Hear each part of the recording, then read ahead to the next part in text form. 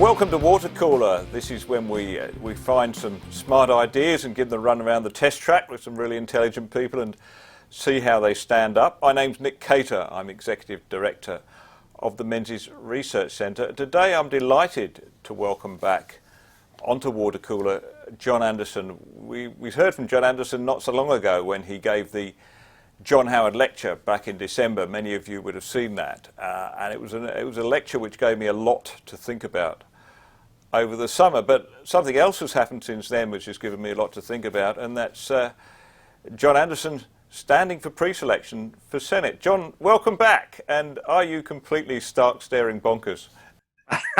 Well, thank you for having me. Perhaps you're stark raving bonkers for having me back on.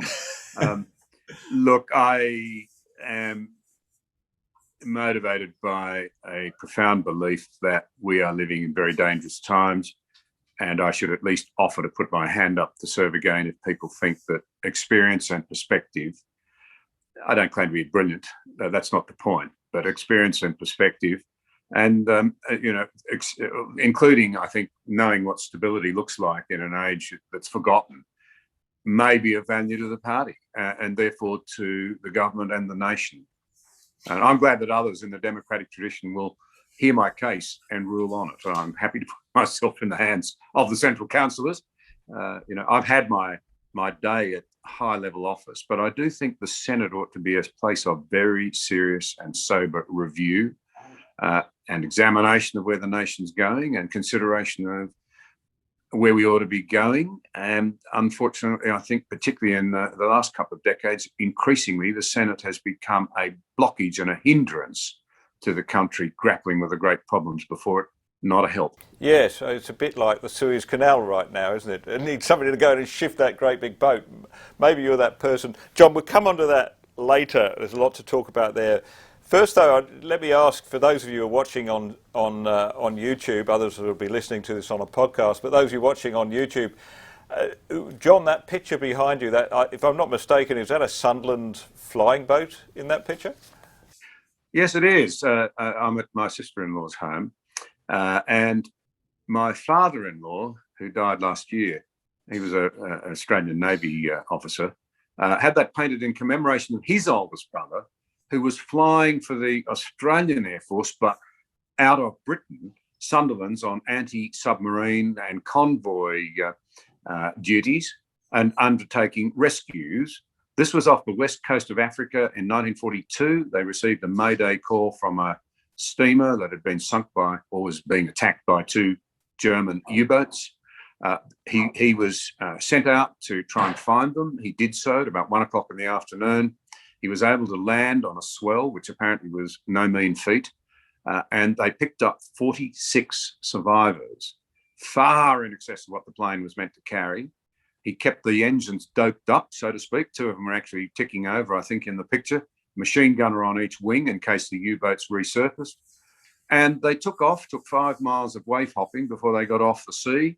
And it was the highest number of people that had ever been packed into an aircraft. The crew plus 46 survivors, and they made it to safety. It was deeply celebrated in Britain at the time. Unfortunately, Colin, his name was Colin Robertson, took off exactly 3 years later, just before the end of the war, on another mission, and was never found again. And the painting is in his honour.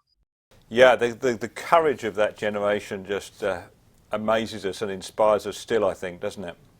And it should inspire us to want to, as the Chinese ironically have it, if you want peace, prepare for war. We should be vigilant. We should be alert when there's a great need for urgency as we look at a very troubled and uncertain world around us. I am worried that we're still not approaching the issues that are coming at us with the necessary urgency.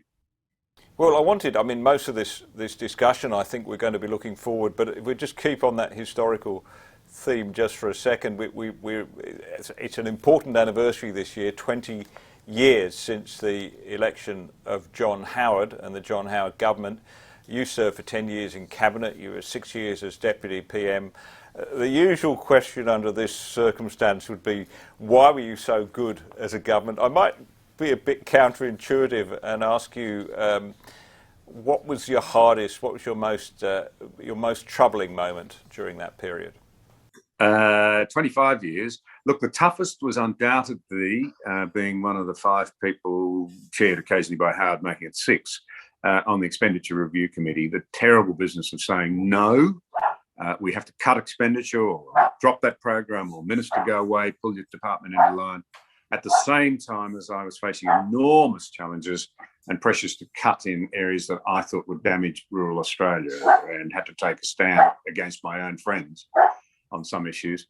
But the most difficult moment for me was undoubtedly, I was acting PM on the night of, in September 2001, the Twin Towers. That was the most frightening moment, because we just didn't know what it all meant and where it might land. We didn't even know for a little while whether the Prime Minister was safe. I mean, every government gets something wrong, even a great government like that one.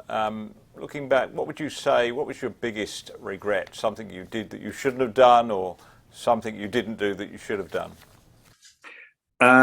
Look, I've said publicly that I think, and Peter Walsh said the same thing in Confessions of a Failed Finance Minister. He was probably the Labor Party's best finance minister. I don't think I clearly enough understood, and maybe didn't clearly enough try and argue the case for spending, even if it's debt financed, on things that create wealth versus things that simply absorb wealth, recurrent expenditure. And I do think that we may have been wise to have spent a little more in those early years, not been quite so worried to have spent a bit more on high quality infrastructure. We were right to preserve defence expenditure, but perhaps in that other area, and perhaps in R&D. Those are the areas where I think maybe we could have got it a little bit better. In terms of personal regrets, my own is that I didn't pay more attention to foreign affairs and Australia's place in the world while I had the opportunity. I was very domestically focused, because I felt the National Party in our early years had gotten into a bit of trouble because Tim Fischer was always overseas and I was locked up in the Expenditure Review Committee. We weren't getting our message out. And I just wish I'd spent a bit more time on the very important matter of foreign relationships. Let me take you back to your John Howard lecture in December. This has been watched and listened to thousands of times and read. It was a very important speech, I thought. Let me quote a bit of it back to you, John.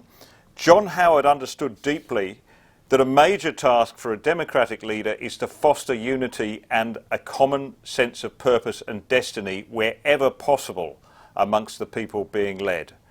The nation in the end is no more and no less than the sum total of individuals who make it up. And leading a democratic nation forward is only possible to the extent that trust and cooperation and a commitment to the broader good as well as one's self-interests are extant in the people. Now, normally at the beginning of a speech like that, the John Howard lecture, I would have taken that as a way of praising the great man himself, but I think you were setting up something very important in your speech there, that John Howard knew about the importance of unity and a common sense of purpose, and that seems much harder to achieve these days. The Western world has become so polarised and so fractured that, in fact, the greatest blockages to us taking the nation forward in terms of good policy is now, in fact, cultural. We're so divided.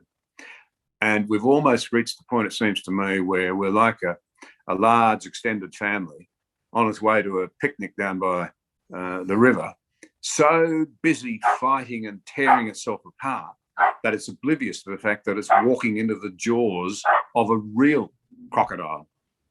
We seem so divided, we're not able to see our way forward and to understand where it is that we really need to be focusing our common identity, regardless of where we live or our gender or whatever, as Australians wanting to live in a country that's free and prosperous. And I think this is a real worry.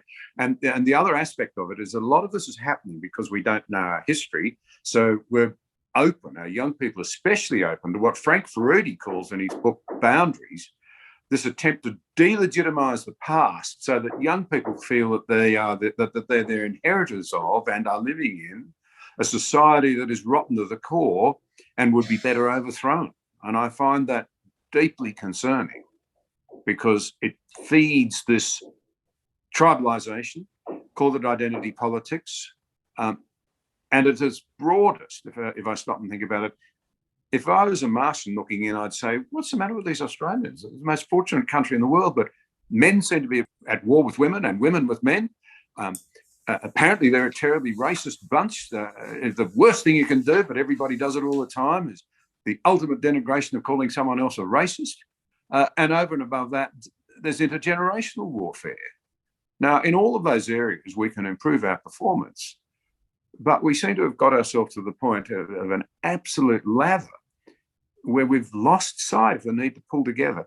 And as a subset of that, we've lost trust in all of our institutions and the people that fill them.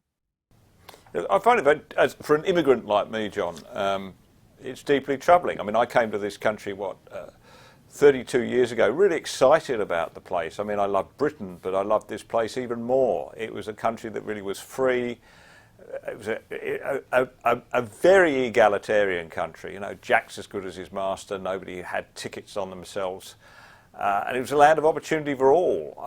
And yet, somehow, we have many people now who seem to think that this is an irredeemably bad country with a past that it needs to be ashamed of and continually apologising, and that it is, apart from the United States perhaps, the epitome of a bad society. I don't know, that just disturbs me deep in my soul, because that's never the country, it's not the country I came to, it's not the country I live in now. And it's not the country that I reckon 70% of Australians in the middle recognise or want to live in either, and they want their place back again. And, what disturbs me about the extraordinary pile-ons that we're seeing now is that good people can't make sense of it and don't know how to tackle it, don't know, they say to me, what can we do? This is not us. I don't recognise this place. And of course we've had issues to deliver, but to improve on, but we've made progress. And why is it that the more progress we make on addressing some of the things that have not been so good in our society, the more it seems that, in fact, the screams get louder and you're accused of worse behaviour than ever. This is part of the mantra, I think, of this sort of whole critical theory approach to life. You can never concede that our society's made progress, because the minute you do, you imply that it has the ability to take forward debates and improve things that are not right. And that doesn't suit the mantra. If your mantra is, we're so rotten to the core, we should completely blow ourselves up and reinvent ourselves. Now, of course, these people who want to tear down the cultural house that we live in, or what's left of it, don't seem to be offering anything else. And I think the great challenge we ought to be putting to the hyperventilating haters who dominate so much of the public debate is, just what sort of society do you really want us to live in? But this goes back to your point, doesn't it? We just don't understand our history. We're not teaching history properly. Is this too late? I mean, we've got a whole generation now who've left school, left university without a basic knowledge of Australian history and where we fit in the world. Is it too late to win back that generation? Well, as Churchill said to Thompson, his bodyguard, after he'd just been sworn in with the Prime Minister and had been meeting with the King, I fear it may be too late, Thompson. But he went on to show that it wasn't. Really single-handedly took Britain into the war. And Britain was the only country that was there at the beginning of the war, and at the end of the war, it took a stand on principle. We have to fight our case. And I am enormously encouraged. I hope there's, I suppose there aren't, but I hope there's a few educators out there who are responsible for some of this mess who might hear me say this, because I'm sure your experience is the same.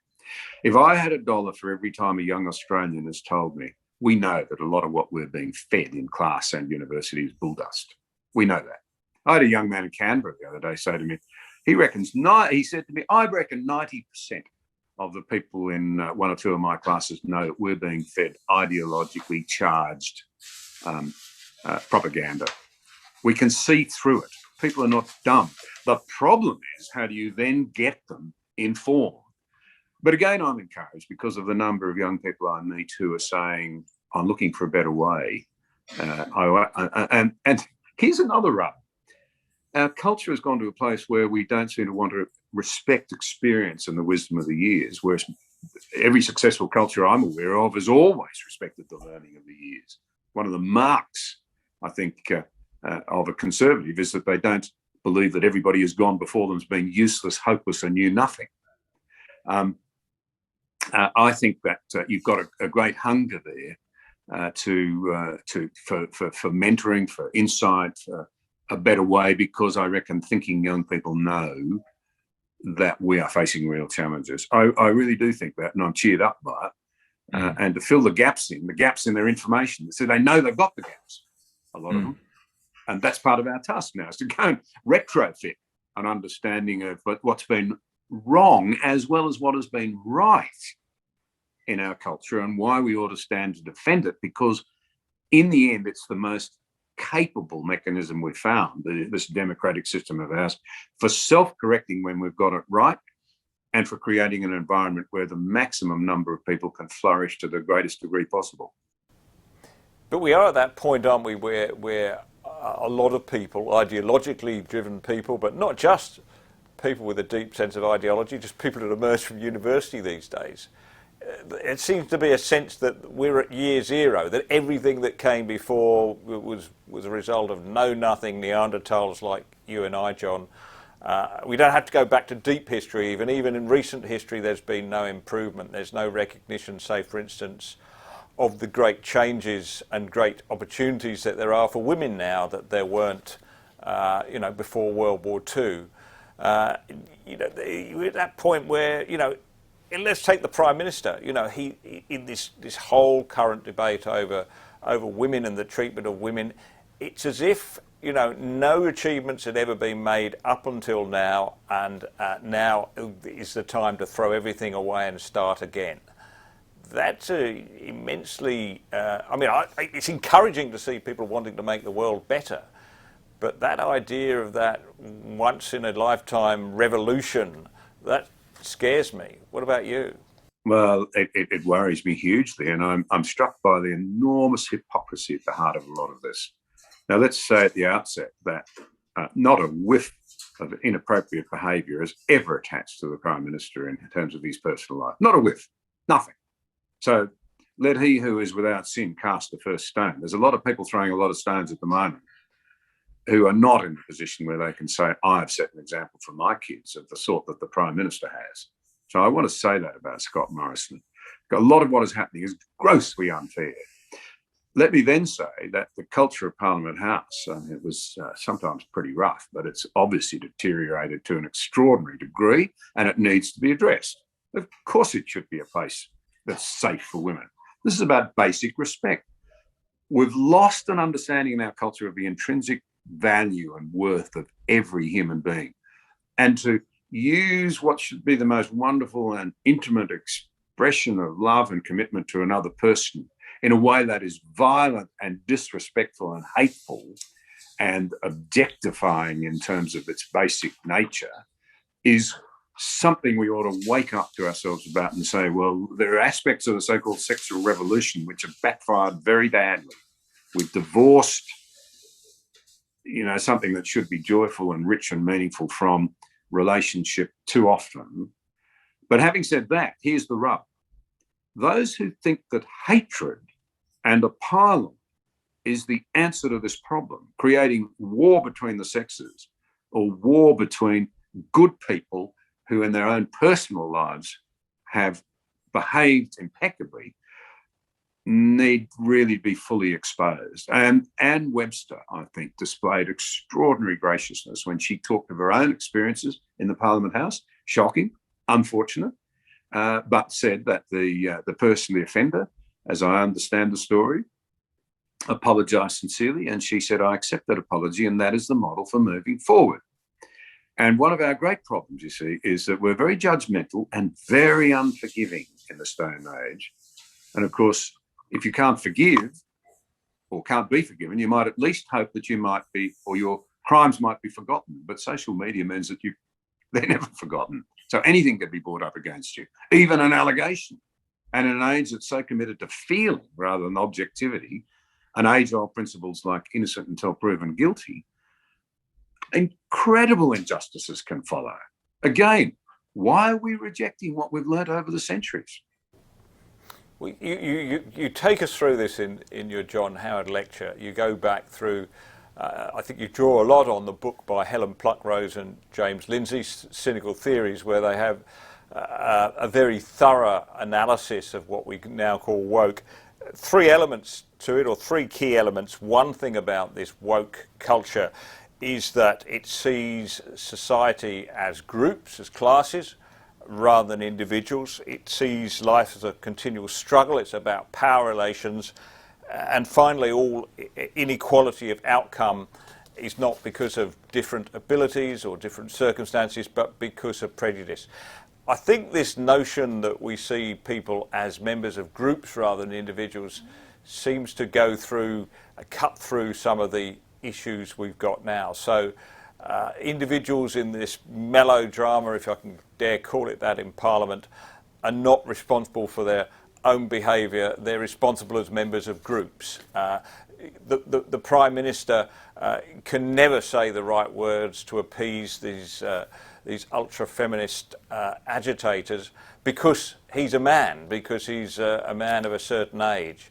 That seems to be creeping in insidiously to the debate, and meaning that it's impossible really for people like Scott Morrison ever to say something that's going to satisfy them in this situation. Well, this is at the heart of identity politics. You see, we attach virtue to causes and groups rather than in the classic way looking at individuals and attaching virtue or seeing virtue in terms of, you know, the classic Greco-Roman sort of prudence, courage, justice, temperance, moderation, and then the Christian values of love, faith, and hope. So you have to, then you get into all sorts of trouble once you remove an understanding that each of us should be seeking to be people of character and recognising that we're a mixture of good and bad, and that none of us get it right all the time, none of us get it wrong all the time. So instead of recognising that about ourselves as individuals and therefore being able to accept that somebody else sometimes gets things wrong but is worthy of respect and can be forgiven, we build ourselves up with our identity groups, self-reinforced, to say we are right and we are the forces of good and we can never concede a backward step and you are bad. We've now reached this point where, you know, as we talked there, you mentioned the speech, where you've got this major push from the critical theorists, which is so intellectually shallow. It's ridiculous. That says that, well, all white men are racist. You only have to look at the numbers. At its rawest, that's what it says. They occupy too many high positions. They earn too much of the money. Now, I am all for people having real opportunities. But the first mistake in it is that people have very different aspirations in life. They don't all want to be obsessed with making money on the one hand or climbing power ladders or whatever on the other. There's an element of totalitarianism about this, you know. This is where the whole idea of quotas come from. We will force these issues, and you end up in a place of totalitarianism. What are you going to do? 25% of the children in the classroom are left-handed. Therefore, there will be a quota of 25% of the children, in something simply because of their physical characteristics. Otherwise, we're racist or we're against people with left-handedness. And it's nonsense.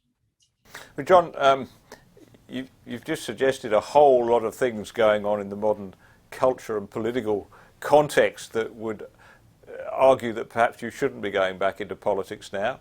But you're putting yourself up for pre-selection for the National Party in New South Wales. There's a good chance, I'm told, it's not in the bag, but there's a good chance you might even get it. You might find yourself in the Senate. I suspect you're not doing this out of ambition. I mean, because you've already been Deputy Prime Minister, one of the most successful Deputy Prime Ministers. You were a very successful Cabinet Minister. So why are you doing it? I feel genuinely duty bound to just offer to the New South Wales Central Council of my own party to serve. I think I can help add some ballast to the party. That's not to be critical of it. It just says I think I can add a bit of extra weight at a critical time.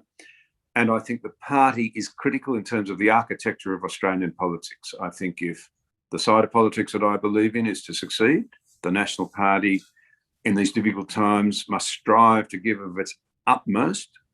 I believe every political party should do the same. We've got to lift ourselves out of our inclination to want to brawl with one another and set our sights on leading the Australian people forward through what I think is going to be a very difficult time.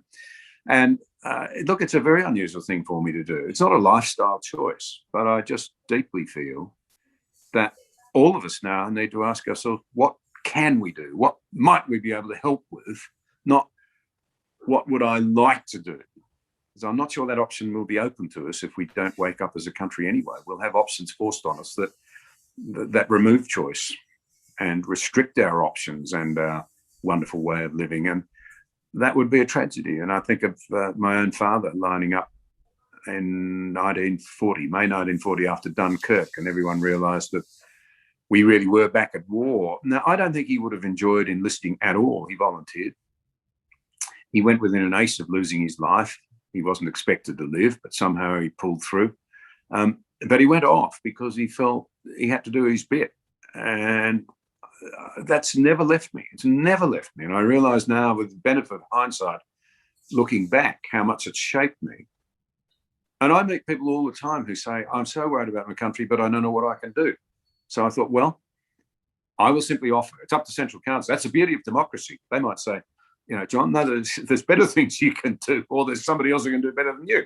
But at least I've offered. I won't die wondering whether I could have moved that dial a little bit, in 15 years or 20 years' time. Our ancestors, as you've alluded to, took the responsibility upon themselves to fight for our freedom, fight for our democracy, principally in the two world wars, but in other world wars too. In other wars too, I should say. Do you really think that what we're facing now in terms of the threat to our nation and its values is as serious as it was at those crucial moments in the 20th century? I can only say that yes, I do. Yes, I do.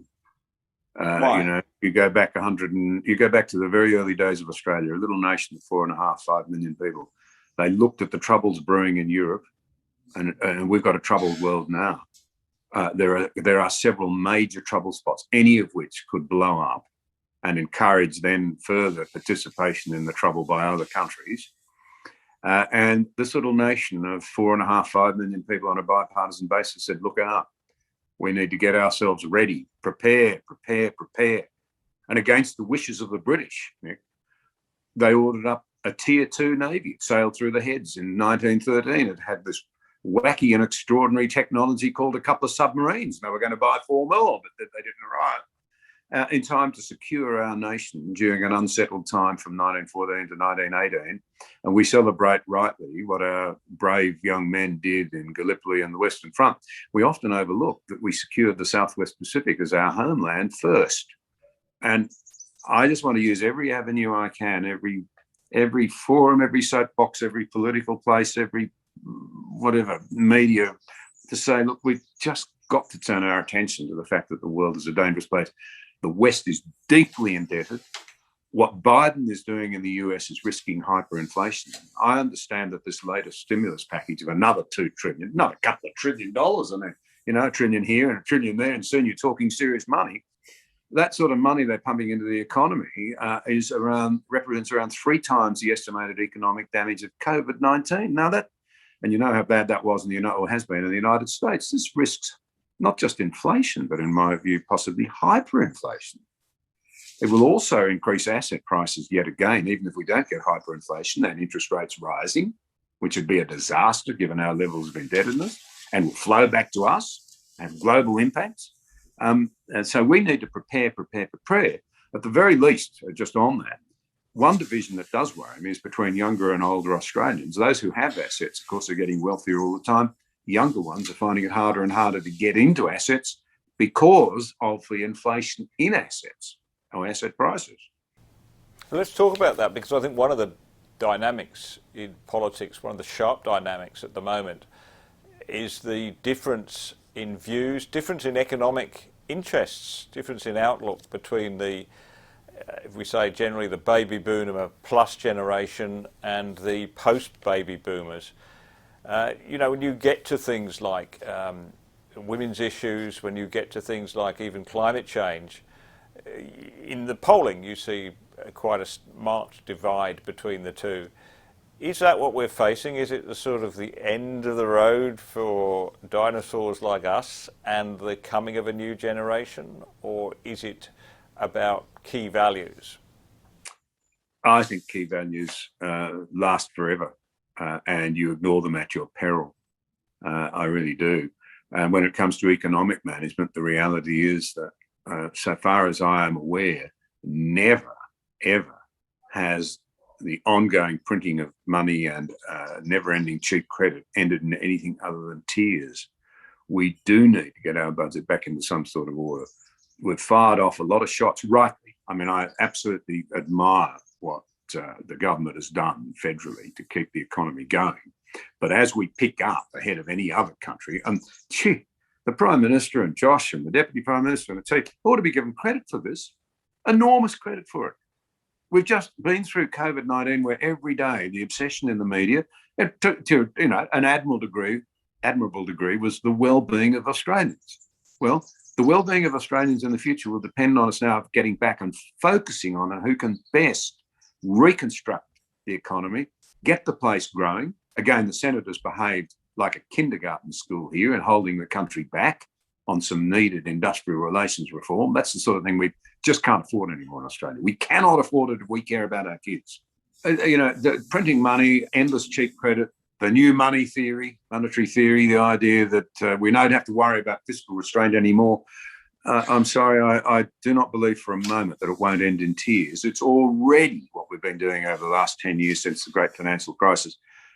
Seen those who have assets increase their wealth enormously, while those who do not have assets, can't get their first foot on the rudder, on the bottom rung. And that's a real divide between younger and older people in the West and in Australia.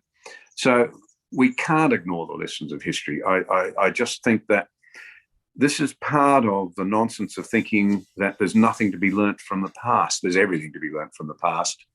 And just as a military trainee learns a history of battles, an economist should learn the lessons of history before we send ourselves over a cliff.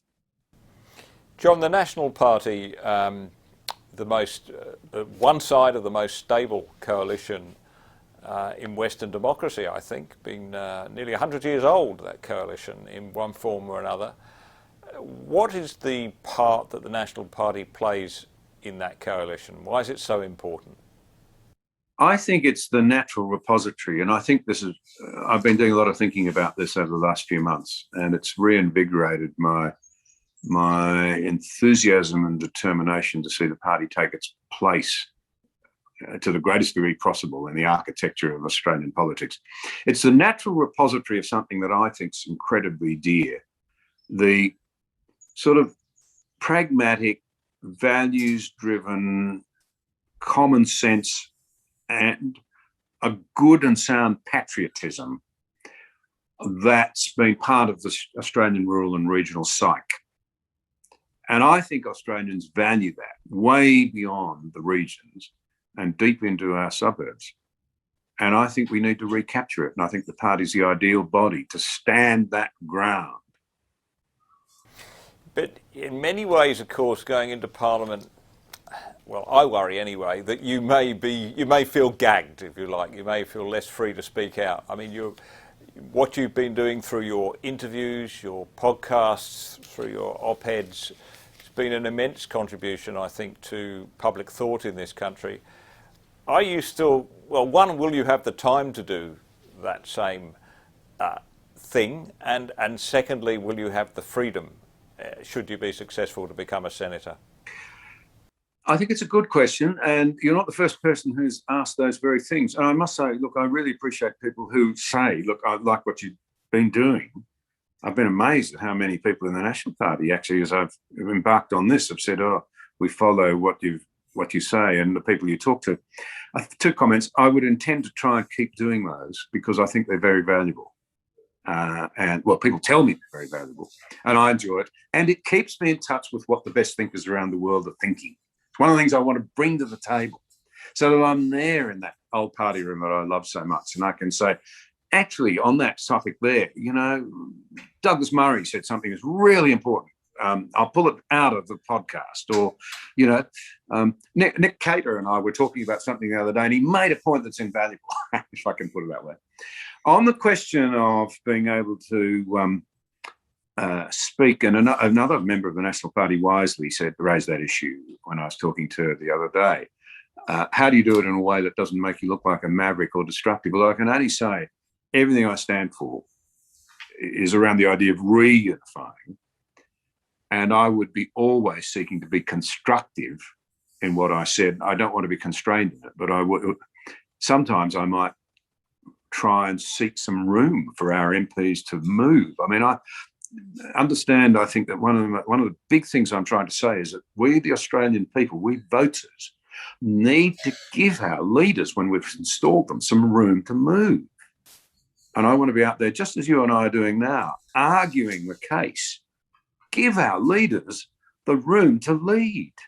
It's no good just saying they're not leading if we can't let them. If we're so divided, we just flatten them the minute they try and do something good. The Prime Minister's getting flattened when, in fact, all the raw numbers tell you he's got the country in better shape than any other Western country I can think of at the moment. I mean, are we wise to destroy him or to allow others to destroy him? Try to destroy him? Well, John, wish you all the best. I wish National Party voters all the best as they steady their hands against the box with your name next to it. And we look forward to having you back on Watercooler before too long. Very pleasant, it always is. Thank you.